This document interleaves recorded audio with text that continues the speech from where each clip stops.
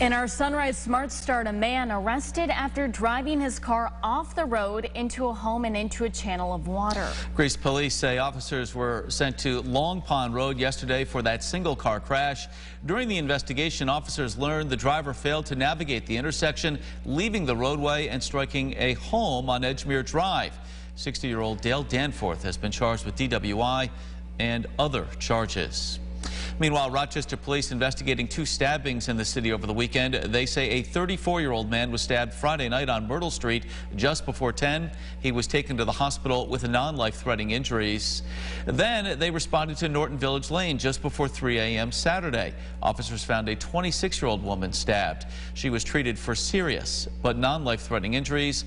There are no suspects in custody. Anyone with information about either incident should call 911. Well, a woman accused of killing her 7-year-old son back in 2018 is due in court today.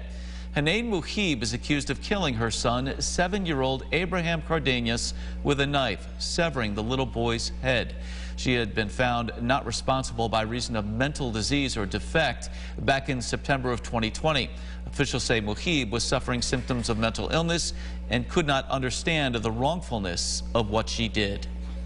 State Assembly and Senate Republicans holding a press conference on bail reform later today. Assembly Republican leader Will Barclay and Senate Republican leader Rob Ortt, alongside other Republican leaders and law enforcement officials, advocating for criminal justice reforms to be included in the state budget.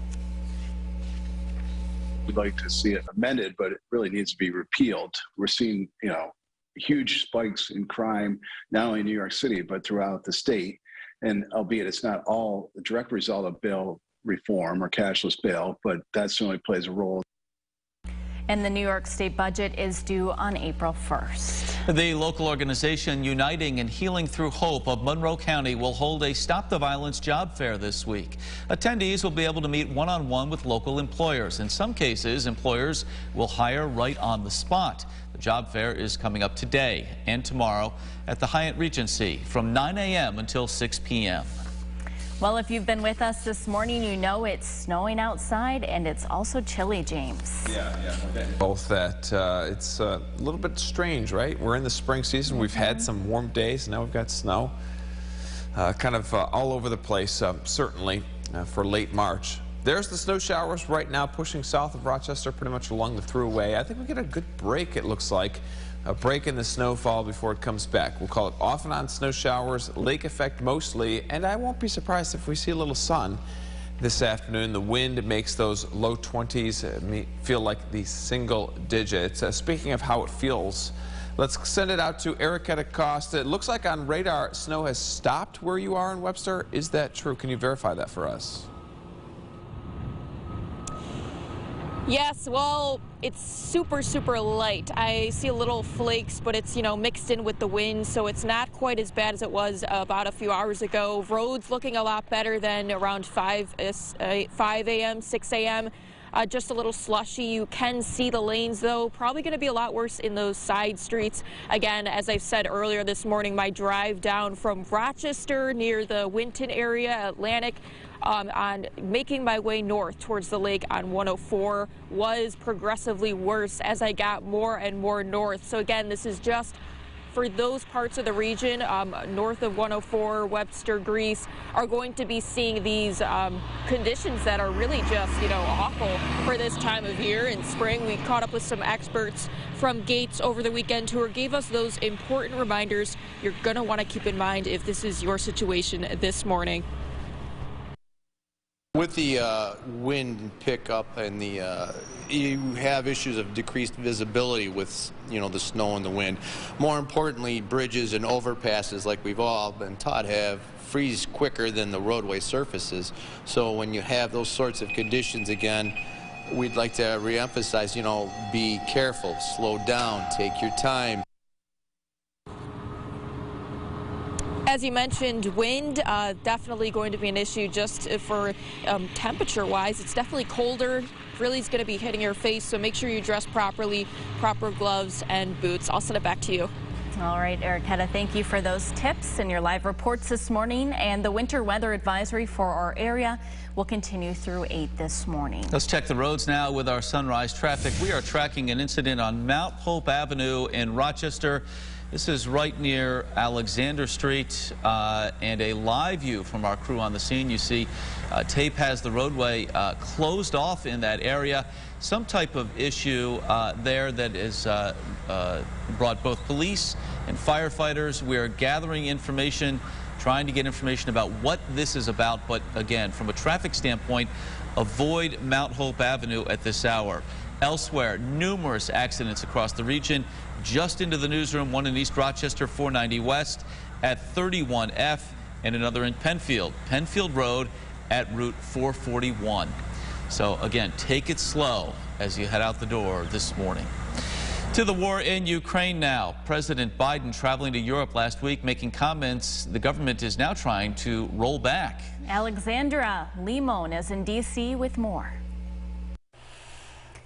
Good morning. The words of a U.S. president are typically considered U.S. policy, but now the White House and other U.S. officials stress that the United States is not pushing for a regime change in Russia.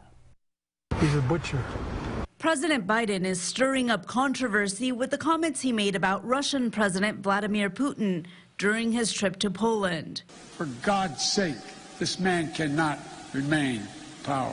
Now U.S. officials like Secretary of State Antony Blinken are walking back the president's comments. We do not have a strategy of regime change in Russia or anywhere else for that matter. The president was speaking from his heart, but it's not the U.S. policy to seek regime change. On Fox News Sunday, Democratic Congressman Ro Khanna said the president's words are not official policy, but said he understands why the president said them. When Putin in Mariupol is bombing theaters with 300 kids there, where there's a sign saying children, and he's bombing that, any human being would express frustration. On CNN's State of the Union, Republican Congressman Michael McCaul said the president's words carry a lot of weight. In this case, it sends a very provocative message to Mr. Putin. If we're so worried about provoking him that we couldn't even send MiGs into Ukraine, how is this any different? In fact, I would say it's more provocative. But even Republicans like Congressman McCaul, who you just heard from there, are stressing that the president's ad-libbed words are not U.S. policy. Reporting in Washington, Alexandra Limon. Alexandra, thank you. And roughly 9 in 10 Americans are at least somewhat concerned that Putin might use a nuclear weapon against Ukraine, according to a recent AP poll. Well, it's a new week, but no change at the gas pump. AAA calculating the average price for a gallon of regular in Rochester, $4.38, the same as a week ago. The state average is down 2 cents to $4.35 a gallon. This time last year, the state average was $2.91. Turning to the latest on COVID-19, New York releasing its latest COVID numbers yesterday. The 7-day average of positive tests across the state just over 2%, locally just under 3%. Hospitalizations have now been under 1,000 for over a week. Governor Kathy Hochul telling New Yorkers the vaccine and booster are still the most effective tool against the virus. All right, here's what folks will be talking about at the water cooler. They could be busy at the water cooler this morning. There's a couple of things to talk about. One of which is the Cinderella run of St. Peter's is done in the NCAA tournament. North Carolina beat them yesterday 69-49 in the regional final. It sets up the Final Four with some blue bloods of college basketball, Kansas and Villanova, and then for the first time ever in the NCAA tournament, Duke against North Carolina, the Final Four in New Orleans this year. And I think a lot of folks are going to be talking about the Oscars at the water cooler as well this morning. Most notably, Will Smith's slap on the face to Chris Rock after after Rock made a joke about Will Smith's wife, Jada Pinkett Smith. So that's in there as well. Lots to talk about this morning. No work's being done on this Monday. No.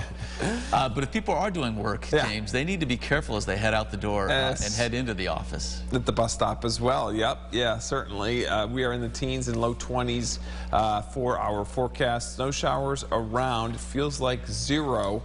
And we've got flakes flying likely through a lot of this morning and into the afternoon, depending on location. It's lake effect. You get the sunshine, and then you have a burst of snow. So keep an eye out for that. Certainly, you may be brushing your car off this morning, as some areas I've seen reports 4, 5, 6 inches on the ground. Others, 0, a trace. So it really depends on location here. By Tuesday, we'll see cooler air, hopefully warming up by the end of this week. Hopefully. James, thank you so much, and thank you for watching News 8 at Sunrise. Our next update in 30 minutes, CBS Mornings, is up next. Have a great day.